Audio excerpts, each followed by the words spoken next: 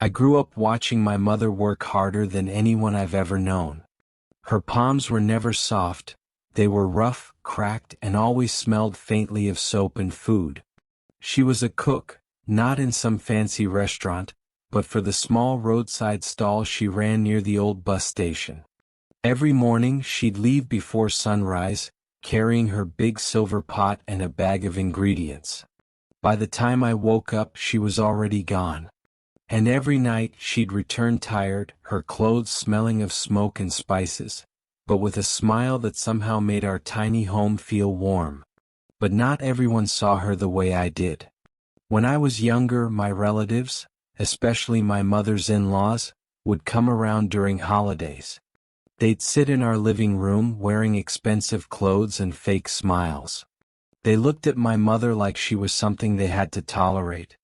One day, I remember it clearly, I was about 10, we were having lunch with them.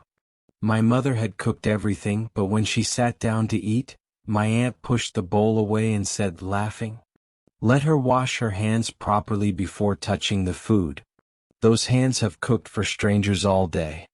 Who knows what's on them?" The table went silent. My mother froze, her smile fading, her hands trembling slightly. Then she stood up quietly, wiped her hands on her apron, and said softly, "These hands may be dirty, but they are the reason you all have food on your plates today." No one said a word. But the laughter, that cruel, mocking laughter, stayed with me. After that day, my mother stopped going to family gatherings.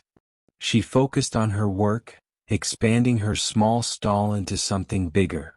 Slowly, she built a name for herself in the city. People loved her food not just because it tasted good, but because she served it with kindness. Years went by. My mother never bragged, never sought revenge. She just worked, saved, and grew. And then one day everything changed. My uncle's company went bankrupt. My aunt's boutique closed down. One by one, the same people who once laughed at her hands started showing up at our door, quietly embarrassed, asking if she could help them find work or at least lend them something to get by. My mother never said no. She gave them jobs in her new catering business, the one with her name proudly written on the building, Ruth's Kitchen. And every day, those same relatives ate from the food that my mother's dirty hands prepared. Hands they once mocked, now fed them. One afternoon, I overheard my aunt say softly while washing dishes, "I used to be ashamed of you, Ruth, but now I wish I had half your strength." My mother just smiled and said, "Life has its own way of washing hands clean, not with water but with time." I looked at her hands that day, still rough, still scarred. But to me they were the most beautiful hands in the world. Moral lessons. Never mock someone's hard work. Those same hands may one day feed you. Respect people who start small. Humility grows stronger than pride. Karma doesn't rush, it teaches through time. True beauty lies not in appearance, but in what a person builds with their own hands.